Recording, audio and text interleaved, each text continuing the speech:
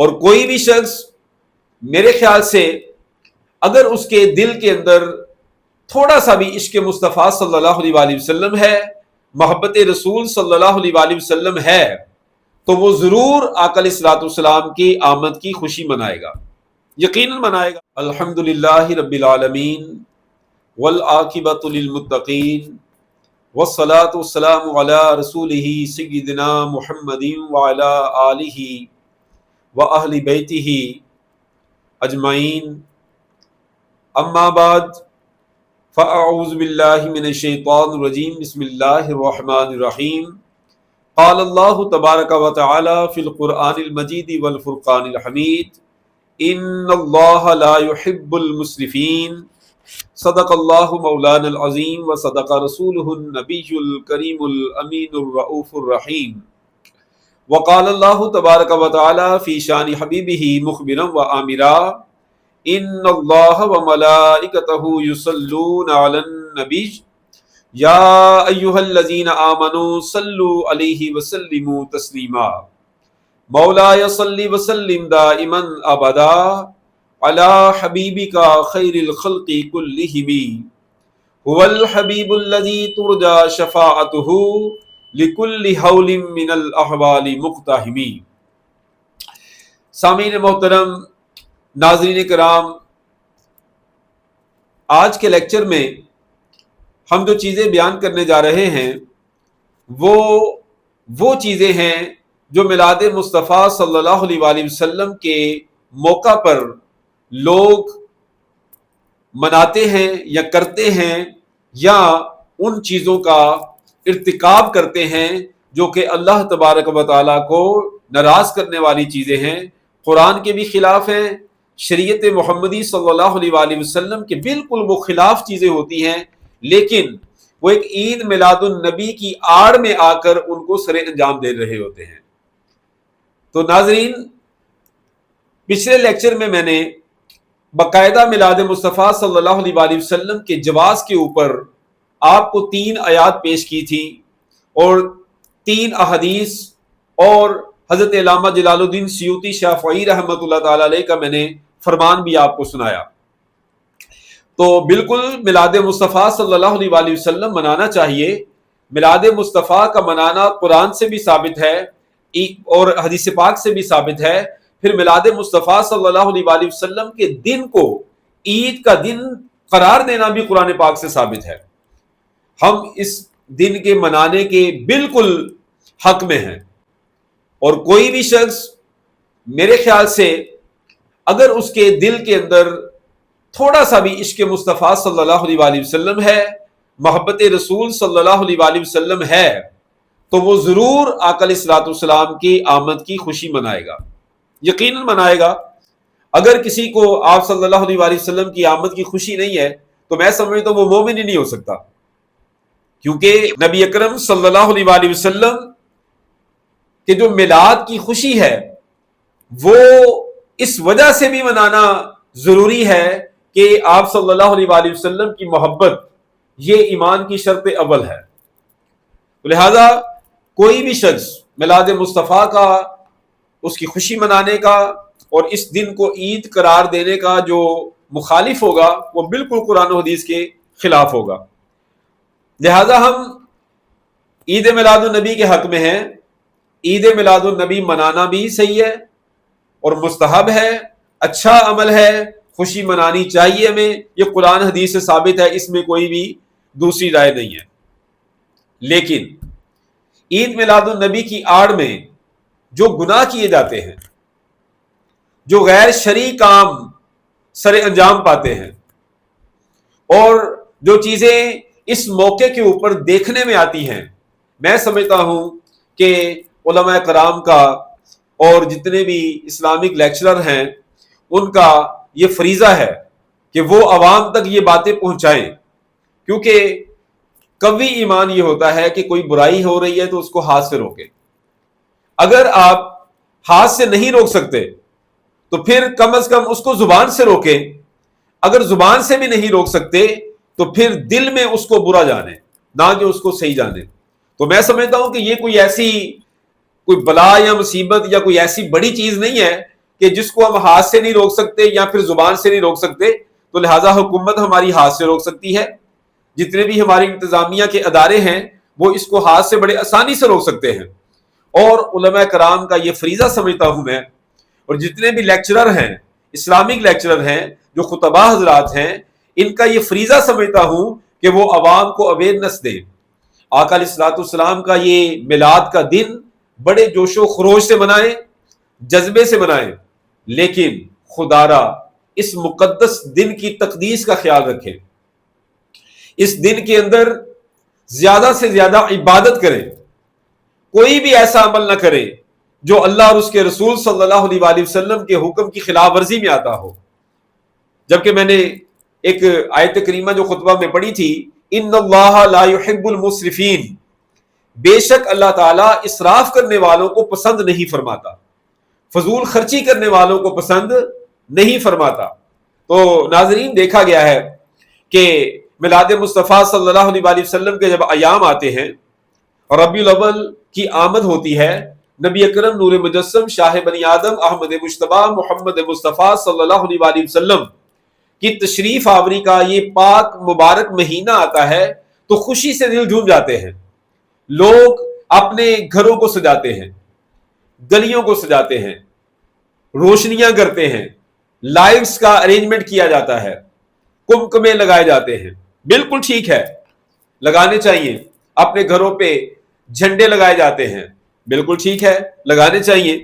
لیکن ایک حد سے زیادہ تجاوز کرنا، فضول خرچی کا مطلب یہ ہے کہ ایک خوبصورتی کے لیے ایک چیزیں کمکمے لگا دیے آپ نے، لائٹنگ کر دی ہے، یا پھر بلب لگا دیے ہیں، ایک لائٹنگ کر کے روشنی کر کے خوبصورت ایک ماحول آپ نے برپا کر دیا. یہ تو بڑی اچھی بات ہے.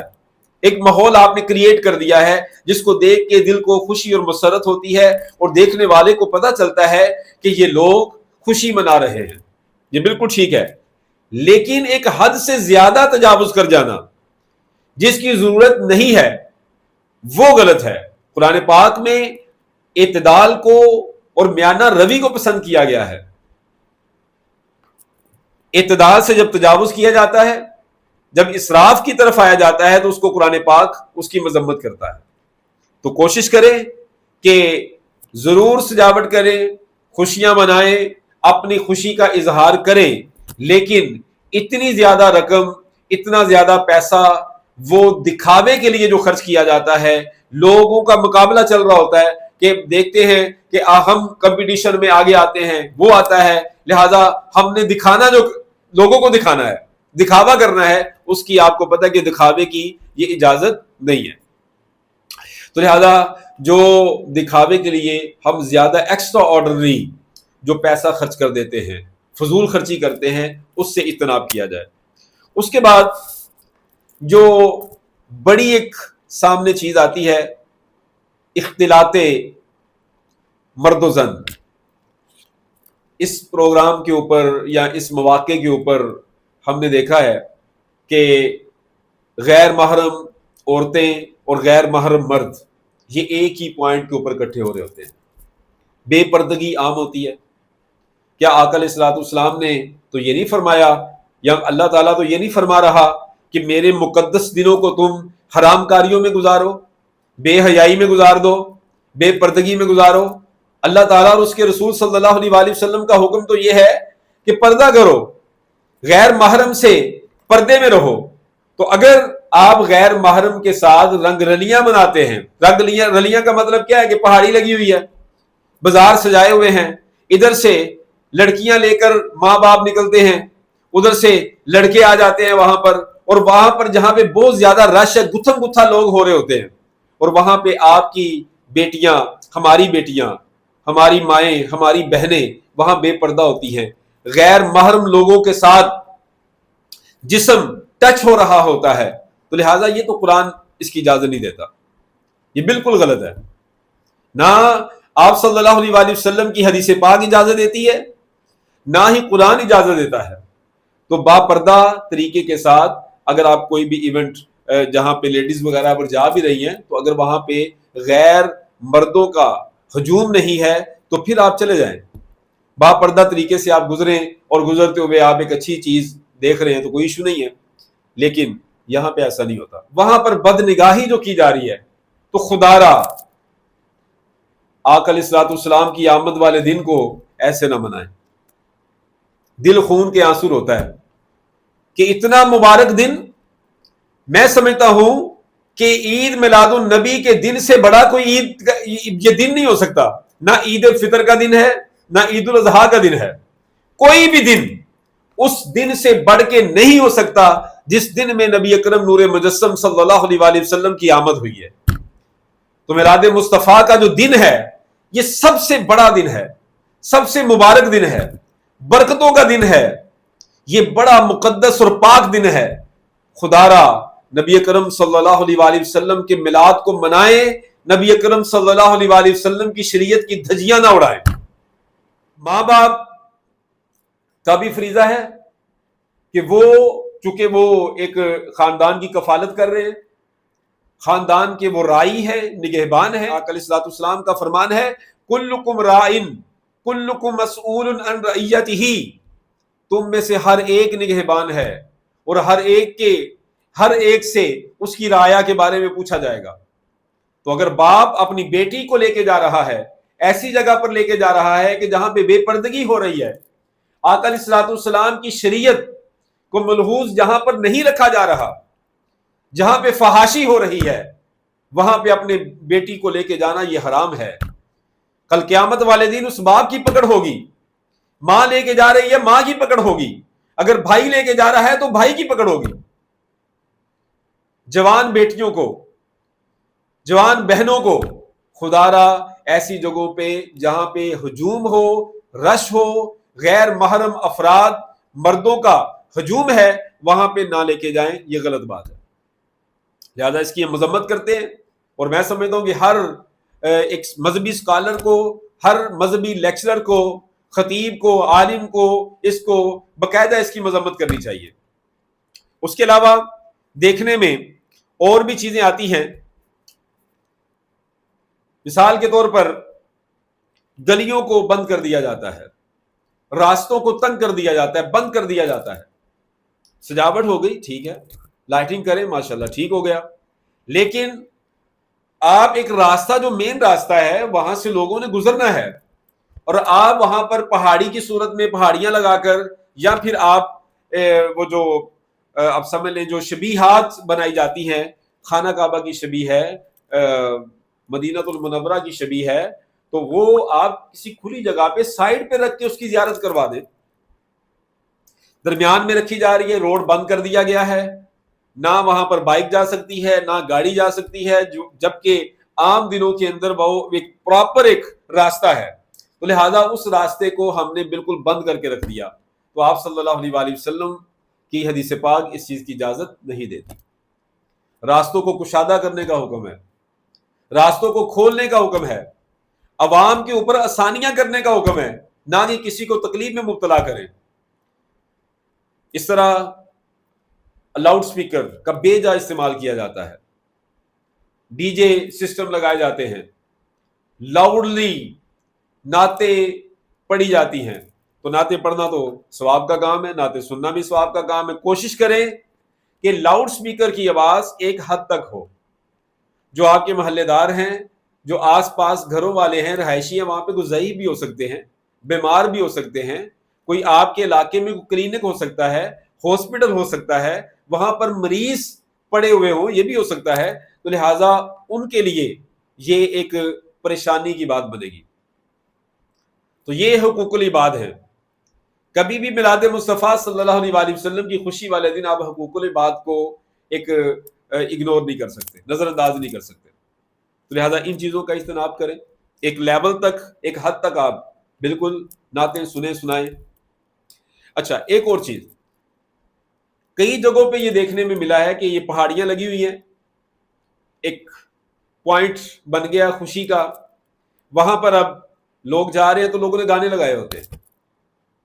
اب گانا تو ایک عام دنوں میں بھی ناجائز ہے، اور آقا علیہ الصلوۃ والسلام کے مبارک دن والے، مبارک پیدائش والے دن یا آپ کے ظہور والے دن گانا لگانا، وہاں پہ رقص کرنا، رقص و سرود ہو رہا ہوتا ہے، تو یہ بالکل ناجائز ہے. اس کی نہ اسلام اجازت دیتا ہے، نہ ایمان ہمارا اجازت دیتا ہے، نہ ہمارا ضمیر اجازت دے گا. آپ اپنے دل سے پوچھیں کہ کیا یہ کام ٹھیک ہے؟ آقا علیہ الصلوۃ والسلام کی آمد پر گانے، ڈانس اور یہ رقص و سرود ہو رہا ہوتا ہے، تو یہ بالکل غلط ہے. اسی طرح کی بہت ساری چیزیں ہیں جو کہ شریعت کے خلاف ہیں، تو لہذا اسلام اس کی بالکل اجازت نہیں دیتا. میلاد مصطفیٰ منانے کا یہ مطلب ہرگز نہیں ہے کہ جو بھی ناجائز چیزیں ہیں وہ آپ وہاں پہ کریں. خیر ہے جی، خوشی کا دن ہے تو بھائی یہ خوشی کا دن ہے، اسے خوشی کریں آپ، لیکن وہ اس طریقے کی خوشی کریں جس طرح آپ صلی اللہ علیہ وآلہ وسلم نے اس کو سیلیبریٹ کیا ہے. آپ صلی اللہ علیہ وآلہ وسلم سے جب پیر والے دن کا روزے کا پوچھا گیا تو آپ صلی اللہ علیہ وآلہ وسلم نے ارشاد فرمایا کہ پیر والے دن میری ولادت ہوئی اور پیر والے دن مجھ پر وحی نازل کی کہ میں اس خوشی میں روزہ رکھتا ہوں. تو لہذا روزہ رکھ کے خوشی منائی جا سکتی ہے، نیکی کر کے منائی جا سکتی ہے، عبادت کر کے منائی جا سکتی ہے، غریبوں کو کھانا کھلا کے منائی جا سکتی ہے. اور میں نے لاسٹ ٹائم بھی ایک حضرت علامہ جلال الدین سیوطی شافعی رحمۃ اللہ علیہ کا میں نے ایک فرمان آپ کو سنایا تھا، دوبارہ سنا دیتا ہوں. آپ فرماتے ہیں کہ ان احیاء لیلۃ المولد متضمن للعبادۃ من قراءۃ القرآن واطعام الطعام وانشاد المدائح النبویۃ فہذا من البدع الحسنۃ التي یثاب علیہا صاحبها. آپ فرماتے ہیں میلاد النبی کی رات کو زندہ کرنا عبادت سے، قرآن کی تلاوت سے، کھانا کھلانے سے، نعت خوانی کے ساتھ، یہ ایک اچھی عادت ہے، یہ ایک اچھا طریق ہے اور اس کے کرنے والے کو ثواب ملے گا.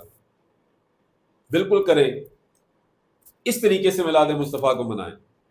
تو جو ناجائز چیزیں ہیں، خرافات ہیں جو میں نے آپ سے ڈسکس کیے، بے پردگی، فحاشی، گانا اور رقص و سرود اور راستوں کو بند کر دینا، راستوں کو روک دینا، کسی مریض کا خیال نہ کرنا، ہاسپٹلز کا خیال نہ کرنا، رہائشی لوگوں کا خیال نہ کرنا، یہ سارا بالکل ناجائز ہے. یہ نہ قرآن اس کی اجازت دیتا ہے، نہ حدیث اس کی اجازت دیتی ہے، اور نہ ہی کوئی آپ کو کسی بھی فقہ کا وہ عالم ہے، کوئی بھی کسی بھی مذہب کا عالم ہے، کسی بھی فرقے کا عالم ہے، کسی بھی جماعت کا عالم ہے، کوئی بھی آپ کو اس چیز کی اجازت بالکل نہیں دے گا. تو اللہ تعالیٰ سے دعا ہے کہ ہمیں سمجھنے کی توفیق عطا فرمائے، اپنے پیارے حبیب صلی اللہ علیہ وآلہ وسلم کے میلاد کو پرجوش طریقے کے ساتھ شریعت کے تقاضوں کو پورا کرتے ہوئے منانے کی توفیق عطا فرمائے. وما علینا الا البلاغ المبین.